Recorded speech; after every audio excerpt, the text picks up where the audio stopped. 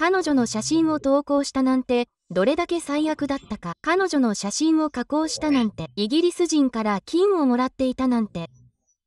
彼女に会ったらどんな感じか、会った時の気分はどうだったかを知るためにインタビューをしたいと連絡があったなんて。みんな、女性を生かすべきだ。みんなに気分を害されたので、写真を削除しました。そう、この女性は実はメーガン・マークルのファンだということを覚えておいてください。少なくとも、メーガン・マークルのファンでした。そして彼女はサセックススクワットから攻撃を受けました。彼女は、本物のメーガン・マークルがシワシワになっている写真を投稿したことで、サセックススクワットから攻撃を受けたのです。フェイクタンが彼女に本当に影響を与えています。半分ハゲで、ヘアエクステンションはめちゃくちゃ見にくい。だから私はみんなに、メーガン・マークルは本当にゴージャス、というのです。いいえ、フォトショップを使えば誰でも素敵に見えます。でも、この女性はメーガン・マークルの写真を投稿しただけで、自分が喜んで投稿したと思って非難されました。これはサセックススクワットです。実はメーガン・マークルがサセックススクワットにこの女性を貶めるよう指示したんです。よくもそんなことができたもんだと。なぜ私をフォトショップで加工したのか？メーガン・マークルには何も真実味がないからです。私がいつも彼女の容姿について話すのは、毎日私の容姿について、私が老女だと言ってけなされるからです。年齢差別、私が何を知っているというのでしょう。アクセント、その他すべて。メーガン・マークルの偽物のアクセントや偽物の容姿など、誰も口にしません。でも、この女性はメーガン・マークルのファンだったにもかかわらず、未だに彼女を擁護しています。この女性を放っておいて、と。彼女はサセックススクワットにそう言っているのですが、彼女を攻撃したのはサセックススクワットだからです。人生って面白いです。ね、5年前は何をしていましたか？個人的には？仕事では何をしていましたか？5年ほど国際関係学のダブルメジャーを取得していて、いつかは政治の道に進みたいと思っていました。アルゼンチンの米国大使館で働いています。メーガン・マークルにとって42歳にして現実を悟るのはとても悲しい日です。人生がこんな風になってしまったと悟るのはきっと辛いことでしょう。すべてを手に入れるチャンスがあったのに。さあ、このビデオを見ていきましょう。一体全体、どうしてこんなことになったのか、どうしてこうなったのか。友人が私が制作した学生映画をマネージャーに渡したんです。するとマネージャーは、君は金儲けをするだろう。私は 10% をもらう。君はロサンゼルスに残るべきだ。と言いました。そして私はそうしました。それで、ちょうど6年前、私はオーディションを受けていたんです。もうオーディションを受けなくて済むなんて、本当に嬉しいです。何年も何年も、メーガン・マークルは自分の言葉でこう告白しました。儲かうちキャスティングのようなオーディションを受ける必要がなくなって本当に嬉しいと。それが彼女にとってどんな意味を持つのか私たちは知っています。彼女がハリウッドのプロデューサーと暮らしていたことを考えると、それはとても皮肉なことです。プロデューサーというのは1000倍買いますという類のものだということは知っています。でも彼女には家があり、仕事がありました。名門大学で学位も取得していました。あらゆる困難を乗り越え、演劇を専攻しました。そして、非常に名門のノースウェスタン大学でコミュニケーション学の学士号も取得しています。つまり、すべての費用を負担してくれた父親は、王女を大学に通わせるためだけにほとんどお金がなかったということです。彼女は2つの専攻を持っていません。そんなのは全くの嘘です。そんなことはありません。彼女が偽って主張しているように、国際関係論を専攻したともう一度言います。国際研究の学士号とコミュニケーション学の学士号があり、ノースウェスタン大学の入学許可書にはコミュニケーション学の学士号のリストに載っています。でもそれはさておき彼女には頼れる学位がありました。彼女は執筆活動、もしかしたら舞台裏の仕事、コミュニケーション、報道など何でもできたかもしれません。しかし彼女の文章はひどいです。彼女の文体は吐き気がするほどです。私たちは彼女が書いた流産の記事でそれを見てきました。彼女の妊娠報告の記事さえも退屈で、気取っていて、何もなく、完全に空虚で、完全に表面的で、面白くありませんでした。メーガン・マークルは全く面白い人ではありません。あの女性には中身がありません。ユーモアのセンスさえありません。彼女は自分が行為にあり、自分のすることすべてが完璧だと思っているので何もないのです。それで何年も何年も彼女はワンライナーの役をリストから外すためにカウチキャスティングをしてきました。ご存知の通り、や9210みたいな。それが彼女のカリキュラムの一部なんです。ディール・オア・ノー・ディール・ガールで、典型的な役を演じた後彼女は自分が物化されたと感じたと言いました。つまり、彼女は34エピソードを演じました。彼女は、もうやらないとはっきり言ったかもしれません。最初のエピソードの後で、もうやらないと。だって、つけまつげ、つけ日焼け、つけ胸、露出度の高い服を着るなんて、結局私をぶっかしてしまうから。私の質問は、何が変わったかということですか？何も。彼女はつけ日焼けをしています。つけまつげとつけヘアエクステをつけ、とても深刻なイベントでとても不適切に露出度の高い服を着ています。それとは全く関係ありません。それで彼女は、確かアシュトン・カッチャーが出演した映画、とても CSI のような映画にカウチキャスティングをしました。彼女はワンライナーをやっていて、いつもラテン系の役を演じていたと思います。なんていう名前だったっけ？ナイトライダーのエピソードです。あちこちにワンライナーがあります。想像できますか？そして彼女は、撮影現場でひどい扱いを受け、息を吐きながらキスをしなければならなかったと述べている、働く女優のブログの背後にいるのは彼女だと私は信じています。だから、あなたが今ご覧になったあのクリップで彼女が正しく言っているように、もうオーディションを受けなくて済むなんて神様ありがとう。彼女は脇役を演じて大成功したと思っています。彼女は、すみません、スーツのコールシートで6番目でした。彼女は脇役でした。2013年には主役の恋人でした。デイリーメールのケイティ・ヒンドだったと思いますが彼女はメーガン・マークルと会ったと言っています。彼女はメーガン・マークルに同乗し、2013年にロンドンで彼女に会った唯一の記者でした。当時はスーツ姿が全盛期でした。スーツ姿が全盛期だったのです。メーガン・マークルは彼女曰く、これまでで最高の役をもらってロンドンに飛び、ソーホーハウスに滞在し、もちろんトレバーと結婚したままイギリスで役を見つけようと必死でした。すみません、トレバーにではなく、そう、トレバーにです。トレバーは、メーガンが結婚したままイギリスに飛んで男性を探しているとは知りませんでした。それが物語っています。ケイティ・ハインズは、メーガンがメーガン・マークルと会ったと言っています。以前にも動画を投稿しましたが彼女は男性、仕事を探していました。金持ちの夫、裕福な白人の夫でも何でもいいのですが、できれば白人の夫が欲しかったそうです。これは2013年のことです。10年前のことです。彼女は彼女を定義づける唯一の役柄、つまりトロントで撮影された、あまり知られていない番組の映画の脇役という絶頂期に男性を探していたのです。私はトロントに住んでいますが、その番組の存在は知りませんでした。正直に言うと、コアなファンがいるのは知っていますが、あまり広く知られていません。わかりましたか？でも、それが彼女を宣伝させる役割なのです。彼女の経歴を全部見れば、それが彼女にできる精一杯のことだったことがわかります。誰も彼女にスポンサーになってくれなかったので彼女はティグを立ち上げました。そして彼女が得たスポンサーは、うんちスプレーでした。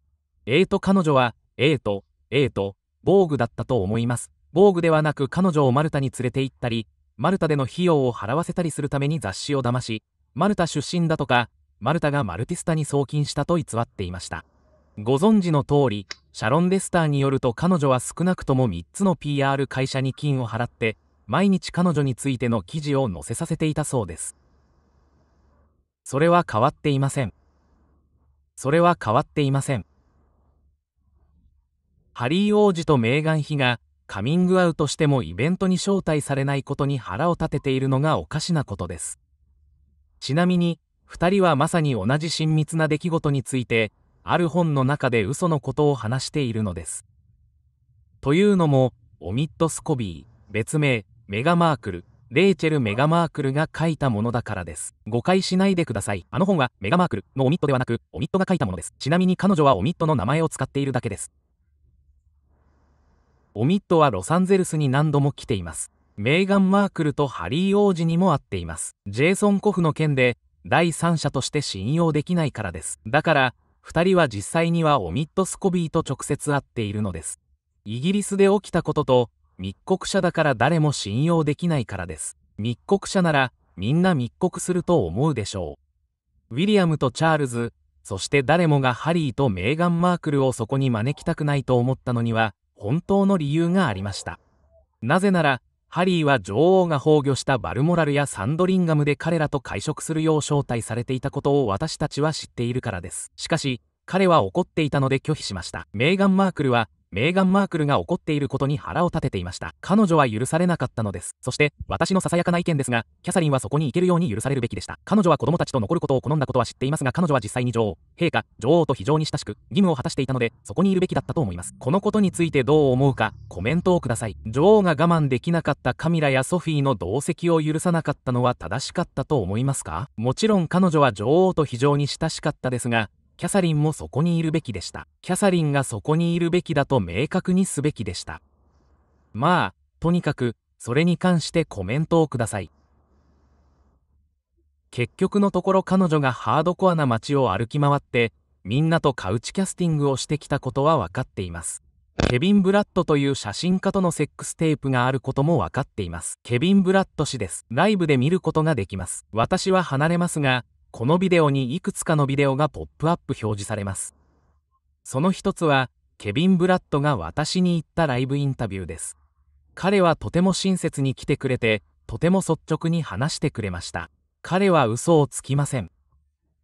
鋼の弾を持った男以外は誰も認めません。自分が見たものを知っているからです。だから彼はそのセックステープと彼が言ったようにメーガン・マークルが2000サラダにいたことを知っています。それがどういう意味かはわかりませんが、ひどいように聞こえます。だから私たちはこの女性が何をしたか知っています。それで彼女は何とか、つまり、彼女はアンドリューと寝たと思っていたんです。双方のとても良い家系図によると彼女はアンドリューと寝たことがあるらしいんです。それで彼女は、よくわからないんですが、女王の隣で働いていた従業員だと思っていました。もしかしたら彼女は彼の顔に気づかなかったかもしれませんが、もし彼が裸だったら、おそらく体の他の部分は気づいたでしょう。そうですね。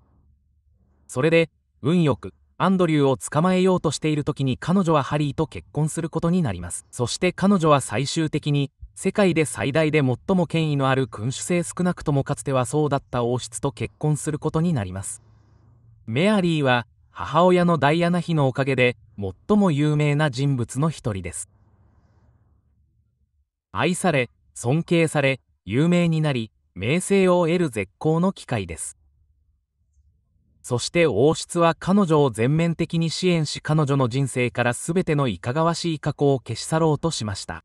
王室のウェブサイトには彼女が2つの選考を専攻したという記述さえありました。今では、それが全くの嘘だと分かっているので、削除されています。当初、王室のウェブサイトにはメーガン・マークルがアルゼンチン大使館で働いていたと記載されていましたが、これも現在は削除されています。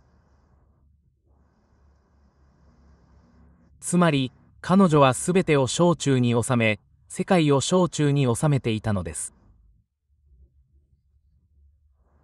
すべてが彼女に新しいページを与えられました。しかし、年寄りに新しい芸を教えることはできません。メーガン・マークルは一芸に秀でた馬だからです。彼女ができることといえば、ただ道を舗装することだけです。王室の城を訪れ、高官や他の王室メンバーと会い、実際に人々を助け、適切な影響を与える機会を持つことから、トップウォークを行い、グリッドを呼び戻すことまで彼女は昔の芸に戻っていますが、今回は有名なレイチェル・メガマークルではなく、サセックス公爵夫人として、王室の人、あるいは現王室の人と結婚した女性としてやっています。私は現王室ではないと思います。まあ彼女は Spotify という、私たちみんなが全力を尽くして手に入れたいチャンスを潰してしまったんです。もし私がメガマーレで、あのチャンスがあったら、どんなコンテンツが作れたか想像できますか？彼女は家族と一緒にそこにいられたでしょう。MS で何かできたはずです。そして彼女がまた人を貶めることに熱中しているなんて、本当に信じられない。だって、それしかできないんですから。自分より優れた人を貶める。メガマーレについて言えば、私の動画を見ているあなたなら、そして私がそう思う理由はただ一つ。あなたにはチャンスがあった。あなたには何もできなかった。さっき言ったように彼女は一芸に秀でた人なんです。アンドリューと賭けをしたんです。彼は、ポーラ彼女はもうポップウォークは終わりだ、と言ったんです。私は、いや、終わりだと答えました。週間後、いや、まだ1週間も経っていないのに彼女は駐車場で散歩をしていた。だって彼女はどうしようもないんだから。どうしようもない。彼女はまた、自分自身に問いかけている。今ではたくさんの記事が書かれていて、タイラー・ペリーまで巻き込まれている。タイラー・ペリー、オミット・スコビー、そしてメーガン・マークルが本のためにあった場所についてのビデオも公開するつもりだ。タイラー・ペリーはポッドキャストでこの女性を擁護し、ハリーと結婚した直後に連絡を取ったんだ。なぜもっと早く連絡を取らなかったんだと発言している。彼女の健康をそんなに心配しているのなら、なぜもっと早く連絡を取らなかったんだ。あの小さな作り話は、私たちのファンを通してやったというものだ。全くのデタラメだ。メーガン・マークルと毎日会って話をしているオプラ・ウィンフリーがいるのに、なぜ広報担当者を介す必要があるんだ。カイラー・ペリー、あなたはとんでもない嘘つきだ。それがあなたの姿です。婚約が発表される前から、婚約した日からメガマークルと会っていたオプラがいたので、彼女の広報担当者を通す必要がなかったことは誰もが知っています。つまり、メガマルコにとっては終わりです。Spotify でさえ彼女はそれを機能させることができず、すべて自分のことであり、私が言ったように彼女はめちゃくちゃ退屈です。簡単に反証された嘘を吐き出し、ビル・シモンズがハリーとメガマークルを怠惰な詐欺師と呼ぶほどでした。ネットフリックスパールはその悪習をキャンセルしてください。すみません。ベンチ、本、売上、ミーマルコが数字を膨らませるために全てのものを購入し、事前販売しているのがわかります。ネットフリックスは、ハリーとメガマークルを実際に何人が視聴したかという数字を発表しないので、それは完全なデマです。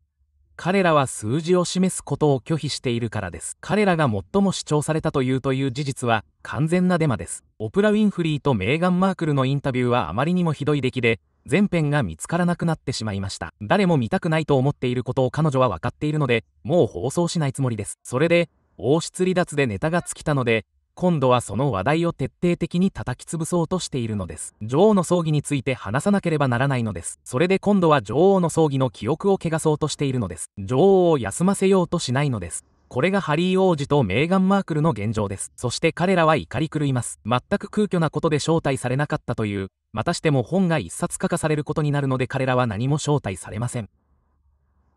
つまり、メーガン・マークルはイギリス王室全体、イギリス連邦、そしてイギリス連邦の全面的な支援を得て、世界を掌握するチャンスに恵まれていたのです。彼女はそれを全て捨ててしまいました。なぜなら彼女はゴミで、ゴミはいつもゴミ箱を探しているからです。まるで、ゴミを磨くことなどできないようなものです。彼女は君主制から贈られた可愛らしいリボンで包まれていました。君主制は彼女のイメージをきれいにするために、イギリスのマスコミに協力を仰いだほどです。MI6 や MI5 は、セックステープなどを持っている人全員を脅迫しました。さらに、メーガン・マークルが二重選考でアルゼンチンの米国大使館で働いていたという偽の履歴書をアルゼンチンの米国大使館に掲載した際には、インターネットは削除されました。今では完全に削除されて見つけることはできませんが、彼らは喜んで掲載したのです。問題は、イギリス王室がウェブサイトに掲載している情報は検証済みだと思い込み、人々が疑問を抱かないことです。これが、あのウェブサイトの恐ろしいところです。情報サイトだからです。MI6 や MI5、なんと呼ぼうと、スコットランドヤードを擁するイギリスの君主なら、当然の注意を払うはずです。彼らは調査をします。だから、そのウェブサイトに掲載されているものは全て絶対的に真実であると人々は誤って想定し、それが私のような人間には明らかになるまで彼女の嘘に信憑性を与えていました。私はメールを受け取りました。ノースウェスタン大学に電話してメールを送るだけでよかったのです。そしてそのメールをここにオンラインで投稿しました。皆さん、そんなものは存在しません。国際関係論を専攻する過程などありませんでした。そして大学は私に国際関係論を副専攻できる国際研究の学士号を提供し、希望すれば国際関係論の修士号を取得するオプションも提供してくれました。修士号は約18ヶ月です。しかしメガマルコは全てを手に入れ、そして全てを失いました。彼女は駐車場に戻っています。彼女は以前のように人々を中傷しています。しかし今はそれがより明白になっていて、彼女はタイラー・ペリーのバカと関わっています。少なくともオプラはママでいてくれています。でもタイラー・ペリーについては、私は彼女のことを褒めなければなりません。数週間もそこにいたのは彼らがそこにいたという住所をリークしたメーガン・マーゴにとっては受け入れがたいことでした。タイラー・ペリーもハリーのように全くの愚か者です。一体何を考えているのかわかりません。でも、モニークへの仕打ちから見て彼がいじめっ子であることはわかります。ですから、なんて恥ずべきやり方でしょう。確かにサラ・ファーガソンとメガマーゴに似ています。ただ少なくともサラ・ファーガソンはそこまで残酷ではなく、女王を貶め、チャールズ皇太子を貶めるほど愚かではありませんでした。彼女がインタビューでダイアナ妃のことを話していたのを覚えています。彼女は小さな外反母趾を抱えていて、ダイアナ妃は彼女を決して許せなかったそうです。それが二人の仲違いの理由です。彼女はそれがとても個人的な問題だと感じていたのでしょう。私も同感ですが、サラが最終的にとても不潔な人間になったことも理由の一つです。では、メガマーゴはこれからどうなっていくと思いますか？つまり、バックは現れて彼女の後をついて回ったり、車に乗ったり、何もする気配がなかったんです。いえ、駐車場から出てくるところを住まい取っただけです。それに、言っておきますが、私はバグリッドが写真を撮ったとは思っていません。彼女のアシスタントの一人が写真を撮って、バクリッドとバクルに売ったんだと思います。本当に馬鹿げています。彼らは金曜日に写真を撮りましたが、彼女は国王の誕生日である火曜日まで公開させないようにしたのです。